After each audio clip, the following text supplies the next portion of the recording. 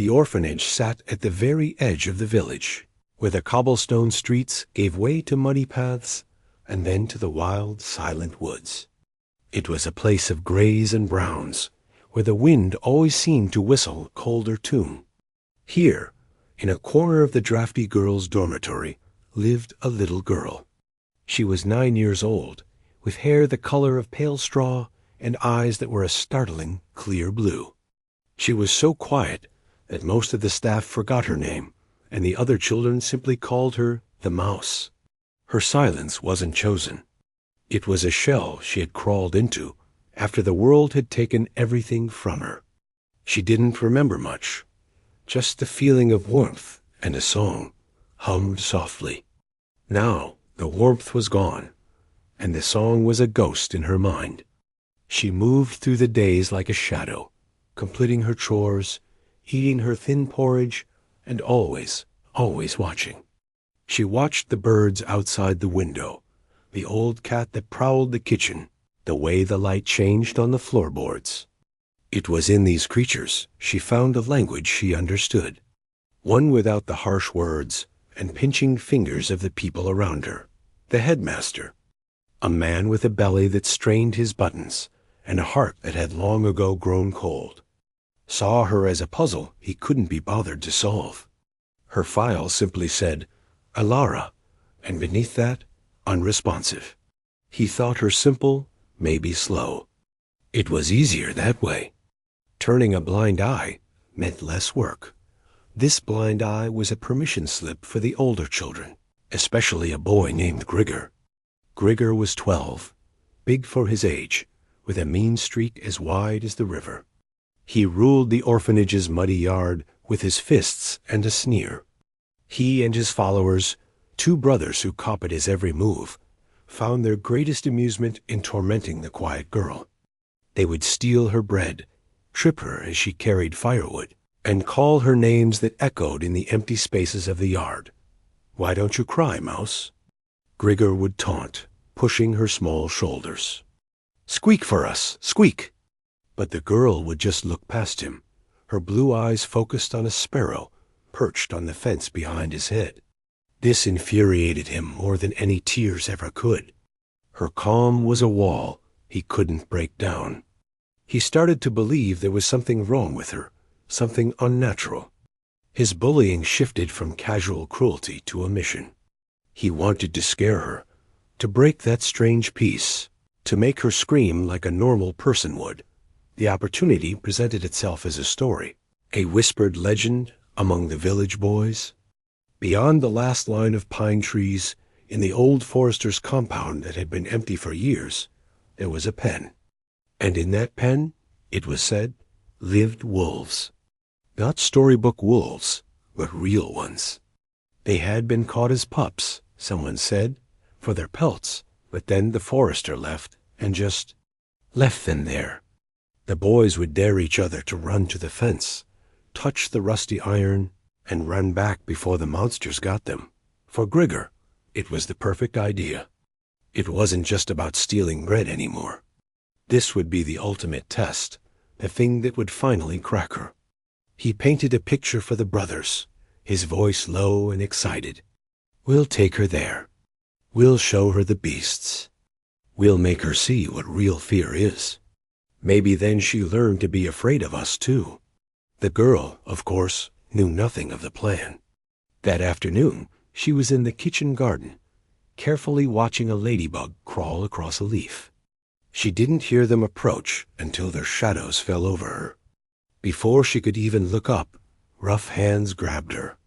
A dirty cloth was stuffed in her mouth, and an old sack was pulled over her head, plunging her world into a terrifying, scratchy darkness. She didn't fight. Her body went still, a small animal playing dead. She could hear the boys' nervous, excited breathing, the crunch of their boots on the path leading away from the village, and then the softer, deeper silence of the woods. The air grew colder. The smell of damp earth and pine needles filled the sack. She was carried, jostling against a bony shoulder, for what felt like forever. Finally, they stopped. The sack was ripped from her head, and the cloth pulled from her mouth. She blinked in the dim, late afternoon light. They were in a clearing of sorts, dominated by a large, broken-down wooden building. And beside it, a terrible sight. A circular pen made of thick, rusted iron rails, taller than any of the boys. The ground inside was just dirt, packed hard and bare. And there, in the shadows of a small, broken shelter, were eyes dot yellow, amber eyes, glowing in the gloom. They were low to the ground, watching. She heard it then, a sound that vibrated deep in her chest before it reached her ears. A low, rolling growl. Then another. The shapes began to move, separating from the shadows. Gray fur, matted and dirty. Powerful shoulders, long legs, and mouths full of white, sharp teeth. There were 3 of them. They were thin, their ribs showing, which made them look even more desperate and dangerous. Grigor, his own face pale with the fear he was trying to hide, shoved her towards the fence. See, Mouse? See the dogs? They're hungry. They eat little mice like you for supper. The girl didn't look at Grigor. Her wide blue eyes were locked on the biggest wolf, a male with a jagged scar running across his muzzle. He took a step forward, his lips curling back in a silent snarl. The other 2, a slightly smaller female and a lanky younger male, fanned out behind him. Now for the fun part, Grigor hissed, a nasty grin spreading on his face. He and the brothers grabbed her arms and legs. She was light as a feather. They hoisted her up towards the top of the iron rails. For a single horrifying moment, she was balanced on the cold, flaking metal, looking down into the pen, into the face of the scarred wolf. The world was a roar of blood in her ears, and those unblinking amber eyes. Then they let go. The fall was not far, but it was a forever moment. The gray sky, the sneering faces of the boys peering over the rail, the dark shapes below, they all swirled together in a silent, slow-motion nightmare. Then she hit the ground. The impact was a shocking thump that drove the air from her tiny lungs. She lay on her back in the cold, packed dirt, staring up at the iron bars, cutting the sky into pieces. The world came back with a rush of sound. A chorus of snarls, deep and trembling, filled the air.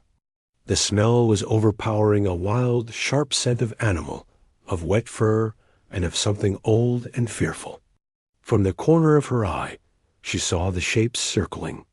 They were faster and bigger up close. The scarred wolf was huge, a mountain of gray muscle and matted fur. He stood the closest, his head low, teeth a white gash in the gloom. Her body screamed at her to run, to scream, to scramble up the bars. But a deeper, older instinct took over. Some memory, buried under all the loneliness, whispered to her. She remembered a story, maybe from her first family, maybe from a dream, about being still, about showing you are not a threat. Moving as slowly as the setting sun, she curled herself into a tight ball.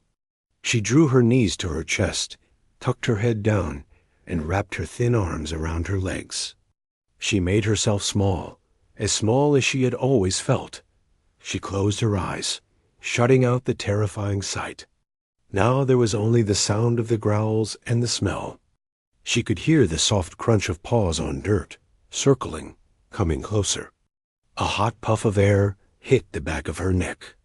It smelled of raw meat. A low, rumbling growl vibrated through the ground beneath her. Her heart hammered against her ribs like a trapped bird. Then, from the very deepest part of her, where the ghost of the song lived, a sound escaped. It wasn't a sob or a scream. It was a whisper, so faint it was almost just a breath. It was a tune, broken and shaky. A lullaby. Her lips, pressed against her knees, began to move. Asterisk hum. Hum. The notes were flat and scared, but they were soft. They were the only thing she had to offer. The growling directly above her stopped. The hot breathing paused. She could feel the massive presence of the animal looming over her. She kept humming the same 4 notes over and over. It was a thread connecting her to a time before the gray orphanage, to a feeling of safety she could barely remember. A cold, wet touch brushed against her ear. She flinched, her humming catching in her throat. It was the wolf's nose. He was sniffing her, deeply, roughly. He sniffed her hair, her dirty neck, the ragged cloth of her dress. He was smelling the fear, yes, the sharp sweat of terror. But he was also smelling something else. He smelled the kitchen soap, the dust of the attic, the scent of a child who is always alone. He did not smell the sharp, aggressive sweat of a hunter. He smelled confusion and pain, emotions he knew too well. The little girl, still curled tight, slowly opened her eyes. Her face was turned sideways in the dirt. The wolf's massive head was right there, his amber eye looking directly into her blue one. His lip was no longer curled. His ears, which had been pinned flat back, twitched uncertainly. He let out a sound, not a growl, but a short, low huff of air. Then he took a single step back. He did not leave. He sat down on his haunches, his eyes never leaving her. The other 2 wolves, who had been pacing nervously, also slowed.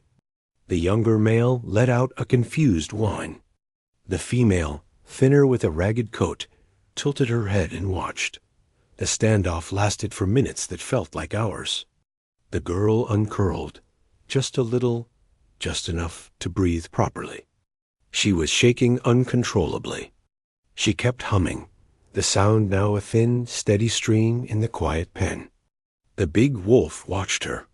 He saw no raised fists, no charging feet, no bared teeth. He saw a small, broken creature, thrown into his world just as unfairly as he had been thrown into this cage. Dusk was deepening into proper night. The temperature was dropping fast. The girl shivered violently, her thin dress no match for the cold. The wolf stood up. She froze, the song dying on her lips. But he didn't come towards her. He turned and walked slowly to the broken wooden shelter in the corner of the pen. He looked back at her, then disappeared inside. Slowly, shaking with cold and fear, the little girl pushed herself up to sit. The other wolves were watching, but they made no move.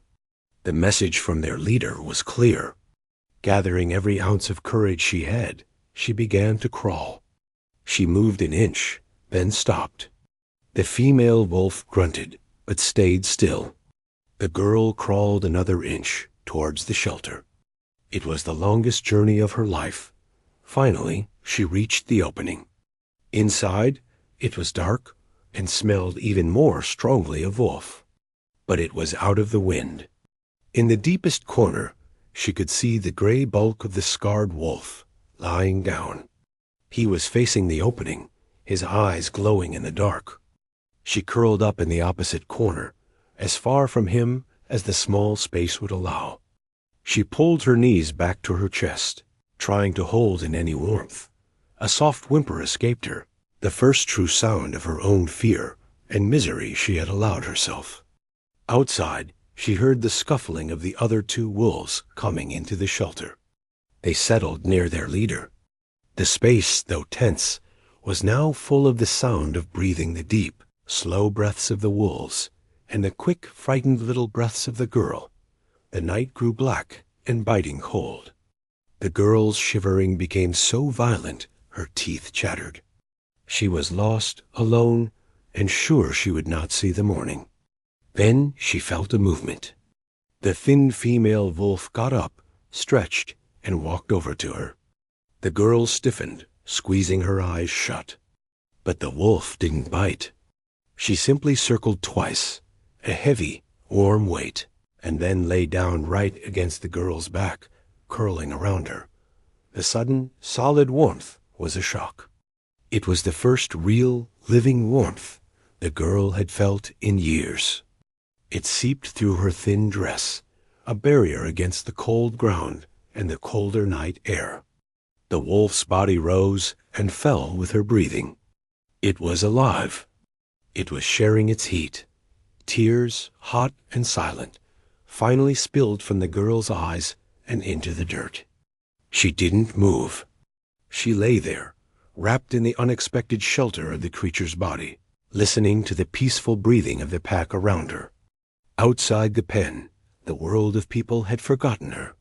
But inside, in the dark, a new and impossible understanding had begun, born from a shared song, a shared cold, and a shared loneliness. The long, silent night wrapped around them all. The first light of dawn was a pale, gray finger poking through the broken slats of the shelter. The little girl woke, not with a start, but with a slow, stiff uncurling. For a moment, the world was soft and warm. A heavy, furry weight was pressed along her back, and a steady, rhythmic breath warmed the nape of her neck. Then memory crashed back in. The pen, the wolves, the fall. Her eyes flew open. She was still in the corner, but the thin female wolf was right there, still curled around her like a living blanket. The girl held her breath, terrified that any movement would break the strange peace. But the wolf only sighed in her sleep, her ear twitching at a fly. Slowly, carefully, the girl lifted her head. Across the small dirt floor shelter, the big scarred wolf was already awake. He was sitting on his haunches, staring directly at the entrance, as if keeping watch. His ears swiveled at the small sound she made, but he did not turn his head. The younger male was a gray lump in the other corner, still sleeping. A desperate thirst scratched at the girl's throat. She needed water. Moving with a slowness that made her muscles ache, she began to extricate herself from the circle of the female wolf's body. The wolf grumbled a low sound in her chest, a sleepy protest, but shifted slightly, letting the girl slip free. The cold morning air immediately bit through her dress, making her miss the animal's warmth. On her hands and knees, she crept toward the shelter's opening. The scarred wolf's head turned slightly, following her progress. His amber eyes were unreadable. She paused, her heart hammering. He simply watched. It wasn't a friendly look, but it wasn't a threatening one either. It was the look of a guardian assessing a strange new part of his world. She crawled out into the pen. The world was washed in dew and silence. The iron bars were beaded with moisture. And there, in the center of the pen, was an old rusted metal bowl. A few inches of rainwater had collected in it overnight. It was her only hope, but to get to it, she had to cross the open ground. She glanced back at the shelter. The big wolf had risen and now stood in the doorway, filling it with his presence. He was letting her go, but he was watching. Every step she took felt loud in the quiet morning. She reached the bowl and hesitated. Was this their water? Would they see her drinking as stealing? Her thirst won. She cupped her small, dirty hands and dipped them into the cold, murky water. She drank greedily, the water tasting of metal and earth, the best thing she had ever tasted. As she drank, she saw a movement. The younger male wolf had come out of the shelter. He paced a little, then went to the bowl, lowered his own head, and began to lap at the water right beside her. He was so close she could see the individual hairs of his gray coat. She froze, her hands still in the water.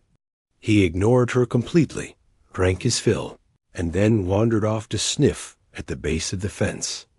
A fragile understanding settled over her. She was not food. She was not a threat. She was just another creature in the cage. The day became a pattern of silent observation. She found a spot against the fence where a weak sunbeam fell, and she sat there, trying to soak in its meager warmth. She watched the wolves. They slept, they paced, they drank. Their world was small and boring, defined by the limits of the iron rails. She saw their ribs under their fur, saw how they licked the empty bowl clean. They were as hungry as she was. Her own stomach was a painful knot. She hadn't eaten since the scrap of bread the day before. She looked around the barren pen. There was nothing.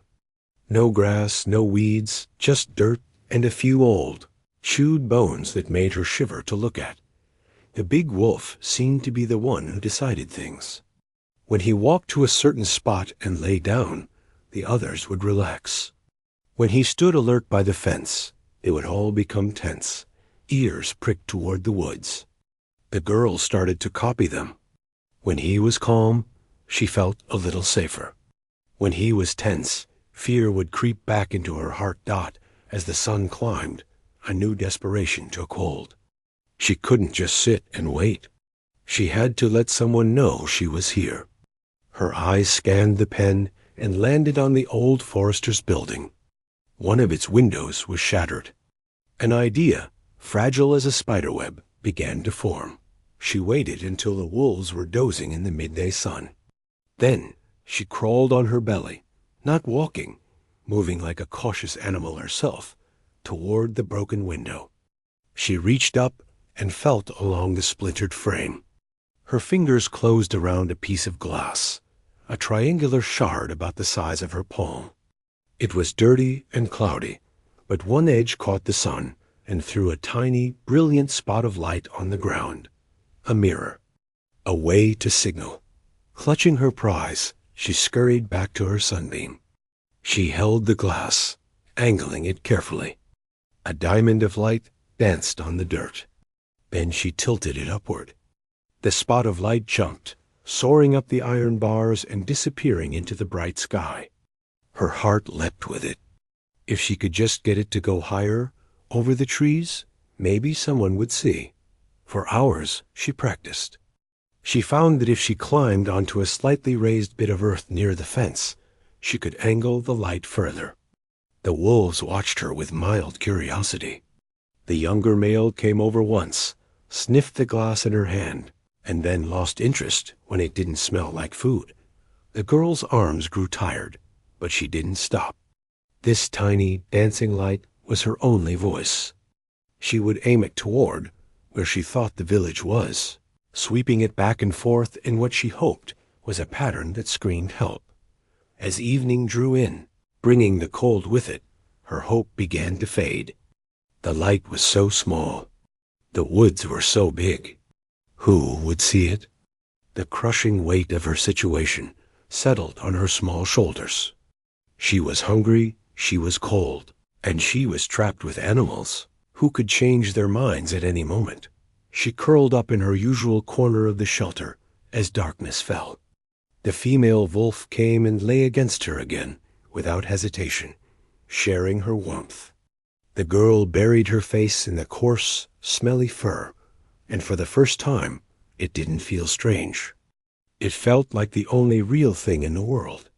She wasn't a girl in a wolf pen anymore. She was just a small, cold creature, and the wolf was just a big, warm one. The difference between them seemed to matter less and less with each passing hour. They were all prisoners here, waiting for a rescue that might never come, learning to survive together in the quiet, hungry dark. The days began to blur into a strange, quiet rhythm. The little girl marked their passing by the sunbeam that traveled across the pen, and by the growing, gnawing emptiness in her stomach. Hunger was a constant now, a sharp-toothed animal living inside her. She saw it in the wolves, too. Their pacing became more restless, their ribs more pronounced under their thinning fur. The rusty water bowl was their only source of life, refilled by occasional rain showers. Her mirror signaling became a daily ritual. Every afternoon, when the sun was at its highest and brightest, she would climb her little mound of dirt. Her small hands, now scratched and permanently dirty, would carefully angle the glass shard.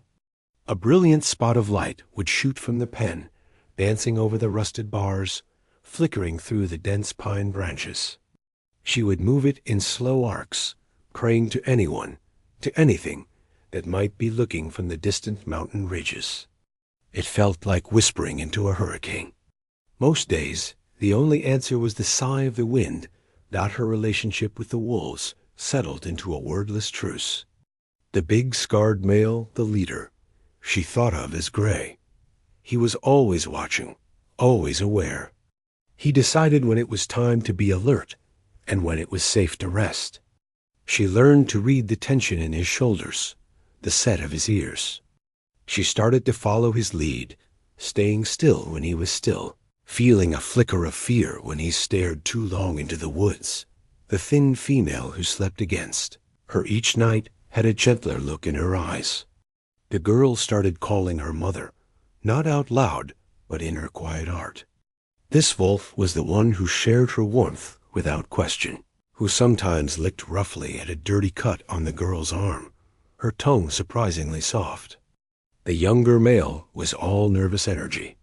He would play fight with a stick, pouncing on it and tossing it in the air. She called him Paces, because he was always moving. One afternoon, a week or maybe two after she'd been thrown into the pen, everything changed. The girl was sitting near the water bowl, listlessly tracing patterns in the dirt.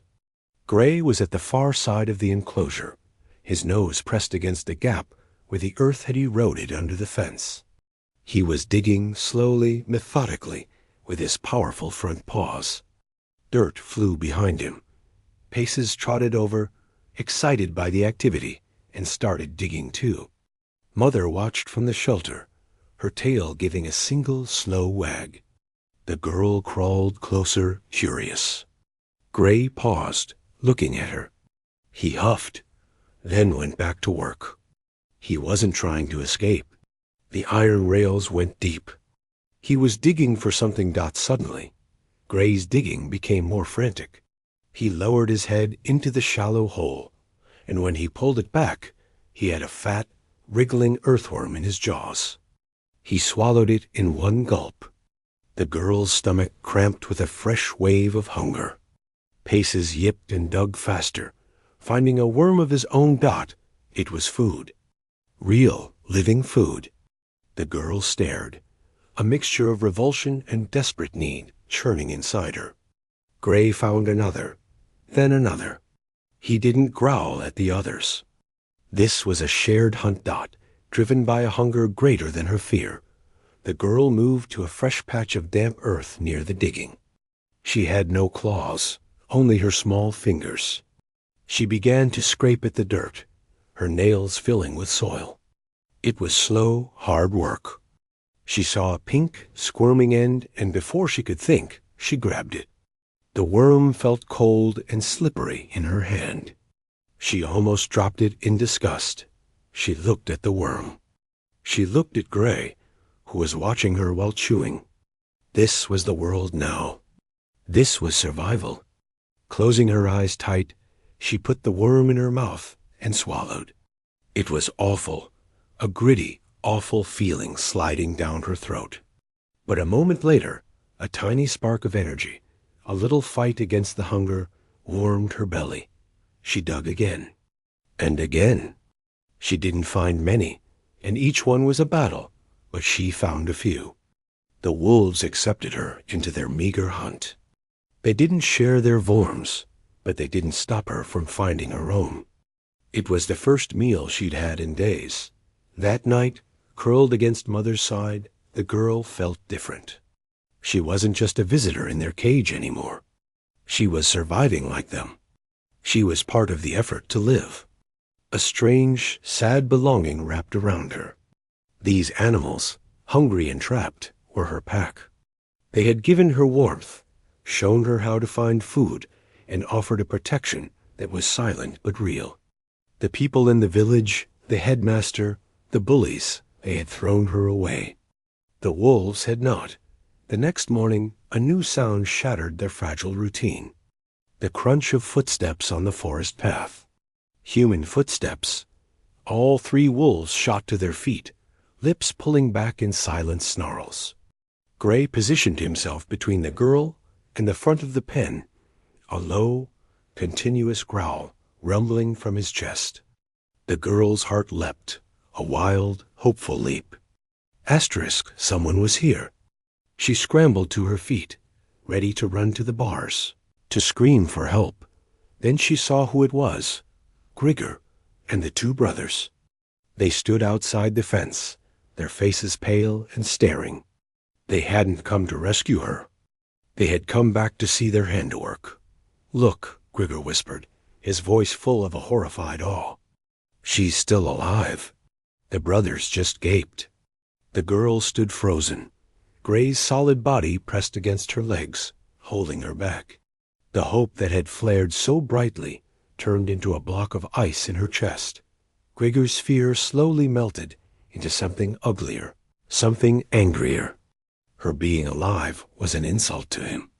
It made his terrible deed less powerful. He picked up a rock from the ground. "This'll finish it," he muttered, not really to the others, but to himself. He drew his arm back to throw the rock into the pen, right at her. At that moment, Gray moved. He didn't leap at the fence. He was too smart for that. Instead, he took one powerful step forward, placed himself directly in front of the girl, and unleashed a sound the girl had never heard before. It wasn't a growl. It was a roar. A deep, thunderous, explosive bark of pure fury that echoed off the trees. It was the sound of a protector defending his own. The sound was so savage, so utterly wild, that Grigor stumbled backward, the rock falling from his hand. All the color drained from his face. The two brothers didn't wait.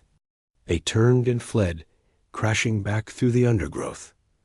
Grigor stood for one more second, his eyes meeting the girl's over the back of the snarling wolf. In her blue eyes, he didn't see fear anymore. He saw a cold, calm distance.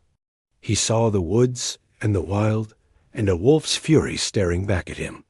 With a choked cry, he too turned and ran, disappearing after his friends. Silence flooded back into the clearing. Gray's ruff slowly settled. He turned his head, nudged the girl gently with his nose as if to check she was all right, and then walked back to his spot by the shelter. Lying down with a tired sigh, the girl sank to her knees in the dirt. The shaking started then, a delayed reaction to the terror and the shock. But mixed with the fear was a fierce, glowing feeling. Gray had defended her. He had chosen her side. The bullies were gone, scared off by the very creatures they'd thought would be her end. She looked at the wolves, at Gray, at Mother, at Paces. They were all looking at her. They were waiting for her to be calm again. She was one of them now, not just in survival, but in spirit. The last thread connecting her to the world of the village had just been severed, not by cruelty, but by the fierce loyalty of a scarred wolf. She was no longer an orphan girl in a wolf pen. She was part of the pack. The world beyond the iron rails ceased to exist. The girl's life was measured in sunbeams, the shared warmth of the wolves at night, and the grim, daily hunt for worms in the damp earth. She was thinner than ever, her dress hanging loose, her hair a tangled nest. But a new light had settled in her blue eyes, a watchful, calm light that mirrored the gaze of the scarred wolf she called Gray. She moved like them now, with a quiet, deliberate grace, careful not to startle, always aware of where each member of her small, strange family was, high above, on a rocky ridge that overlooked the vast forest sea. A woman named Anya was adjusting the lens of her spotting scope. She was a biologist, a woman whose life was spent in the silence of wild places, studying the creatures that lived there. Her face was lean and weathered, marked more by sun and wind than by smiles. She was mapping old animal trails for a conservation report, a lonely, meticulous job. On that particular afternoon, a flash of light in the valley below caught her expert eye. It was not the steady glint of a stream. It was a quick, darting spark, like a star winking on and off. It happened once. Then, a few minutes later, again. A short sweep, a pause, then another. Anya's brow furrowed. It came from the direction of the old forester's compound, a place known to be deserted. A signal mirror? Out here? Poachers, maybe. Curiosity, a professional habit, gripped her. She packed her scope and began the long, careful descent into the valley, her boots making no sound on the pine needles. It took her the rest of the day to get close. As she neared the compound, an old bad feeling crept over her. She saw the heavy iron pen. This was no natural place. The silence was wrong, too heavy, too watchful. She moved like a shadow, using the thick trees for cover until she had a clear view of the enclosure. What she saw made her freeze, her breath catching in her throat. Her mind, trained in logic and observation, refused to believe it at first dot. There were wolves. 3 of them, in terrible, thin condition. And there, in the corner, was a child. A tiny skeletal girl in a filthy rag of a dress. She was not cowering. She was sitting cross-legged, carefully sorting through a small pile of pine needles. One of the wolves, a large gray male with a scarred face, lay a few feet away, his head on his paws, watching her. Another, a thinner female, was asleep nearby, and the girl's bare foot was just touching the animal's fur. It was a scene of profound, impossible peace. Anya's heart hammered. This was the lost girl. The story had drifted even to her remote cabin, a tragedy. A child lost in the woods, presumed dead. A wave of hot anger washed over her. Anger at the neglect that had allowed this to happen. But it was quickly followed by a cold, clinical fear. This was a powder keg. A starving wild predator and a vulnerable child. One wrong move could end in disaster, but she did not rush in. She did not call out. She retreated back into the trees and watched for hours as the sun dipped low. She saw the girl get up and go to the water bowl, drinking alongside the younger male wolf. She saw the big wolf stand and stretch, and the girl automatically move closer to the female, as if following an unspoken rule. This was not a child held captive by wolves. This was a child living with them. Anya knew what she had to do. It would be the most delicate operation of her life. She hiked back to her truck under the cover of darkness and returned before dawn with her gear. A veterinary tranquilizer rifle, strong nets, and a blanket dot. She chose her moment with extreme care. It was mid-morning, when the wolves were often drowsy. The girl was in her usual spot, her mirror shard in hand, trying to catch the sun. Anya raised the rifle, her hands steady. The soft theft of the dart was the first foreign sound the pen had heard in weeks. Gray, the leader, jerked. He turned his head, confused, towards the trees where Anya was hidden. He took a wobbly step, a low growl forming in his throat. Then his legs gave way, and he slumped to the ground. Asleep, the girl cried out a small, raw sound of panic. She ran to Gray, kneeling beside him, her small hands on his fur. The other wolves erupted in snarls, circling, confused and leaderless. Anya acted fast. A second dart took the younger male. The female wolf mother positioned herself over the girl, baring her teeth at the unseen threat. Anya's heart ached, but she fired a third dart. As the female wolf sagged into drowsiness, the girl threw herself over the animal's neck, sobbing silently. Now, Anya moved quickly. She approached the pen, her movements smooth and non-threatening.